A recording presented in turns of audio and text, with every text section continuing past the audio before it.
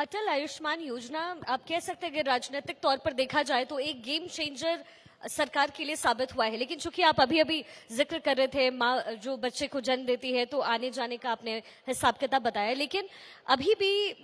धन सिंह जी ऐसे हमने कई सारी तस्वीरें देखी है जिसमें महिलाओं को स्ट्रेचर पर घर वाले लेकर के जा रहे हैं। जाहिर तौर पर पहाड़ी इलाका है, मुश्किलें तो बहुत ज्यादा है वहां पे, लेकिन इस मुश्किल को आसान कैसे किया जाए, क्या कुछ सरकार कर रही है, ये तो आपने बता दिया, लेकिन क्या ये पूरी तरीके से सफल होकर ये धरातल पर उतारा जा रहा है?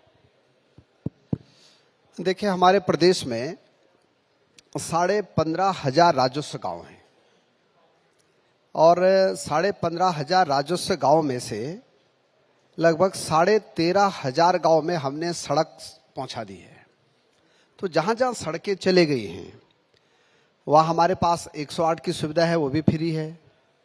वहाँ हम पे खुशियों की सवारी है, वो भी फ्री है। वहाँ पे हमारे हॉस्पिटल के एम्बुलेंस है, वो भी फ्री है। लेकिन जिन गांव में वन विभाग के कारण, क्योंकि हमारे राज्य में 72% वन है और जब तक भारत सरकार उसकी अनुमति नहीं देती तब तक हम वहाँ सड़क नहीं पहुँचा सकते हैं। तो जिन जिन गाँव में अभी सड़क नहीं पहुँची है, हमने अपने राज्य में एक अभिनव प्रयोग और किया है कि उन गांवों को हमने एक एक पालकी दे रखी है, जिसको हम स्थानीय भाषा में डोली भी कहते हैं जी।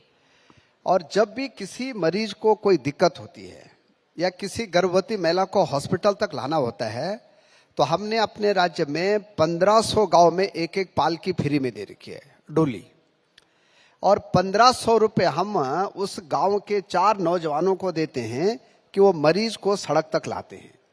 ये भी राज्य सरकार के द्वारा 1500 रुपये दिए जाते हैं और जैसे मरीज सड़क पे आता है वैसे 108 के तहत हम उसको हॉस्पिटल ले आते हैं और फिर जब हॉस्पिटल से ठीक होता है फिर पालकी के द्वारा घर तक पहुंचा देते हैं। चलिए, तो ये भी हमने एक इनोवेटिव काम किया अपने राज्य में।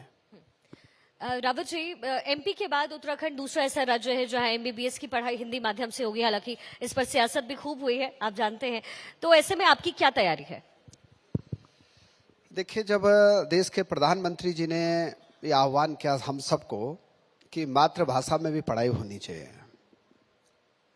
तो तब ये दिमाग में आया, हम उत्तराखंड राज्य में हमने क्या किया कि जितने हमारे मेडिकल कॉलेज हैं, मैंने छात्रों से सीधे संवाद किया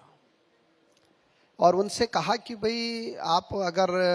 ऑप्शन देना चाहते हैं, लेना चाहते हैं, सरकार देना चाहती है ऑप्शन और आप लेना चाहते हैं तो बताइए। तो हमारे राज्य में 37% बच्चों ने कहा कि अगर हिंदी में भी एमबीबीएस की पढ़ाई होगी तो हम उसमें जाना चाहते हैं, क्योंकि हमारे राज्य में कई बच्चे ऐसे हैं कि जो कि उत्तराखंड बोर्ड के बच्चे हैं और वो एमबीबीएस करते हैं। वो एमबीबीएस इसलिए कर पाते हैं कि एक अभिनव प्रयोग हमने अपने राज्य में और किया है कि हम 40,000 रुपये में वहाँ एमबीबीएस कराते हैं, लेकिन शर्त ये रखते हैं बच्चे के साथ में कि जो बच्चा हमारे 40,000 रुपये बॉन्ड में एमबीबीएस करेगा उसको 5 साल पहाड़ में नौकरी करनी पड़ेगी। तो जो बच्चा 40,000 रुपये में एमबीबीएस करता है हमारे यहाँ से, उस बच्चे को हमने ऑप्शन लिया कि अगर आप अंग्रेजी में पढ़ना चाहते हैं तो अंग्रेजी में पढ़िए, हिंदी में पढ़ना चाहते हैं तो आप बताइए। तो 37% बच्चों ने हाँ कहा और जब उन्होंने हाँ कहा तो तब हमने एक हिंदी का पाठ्यक्रम जो है बनाया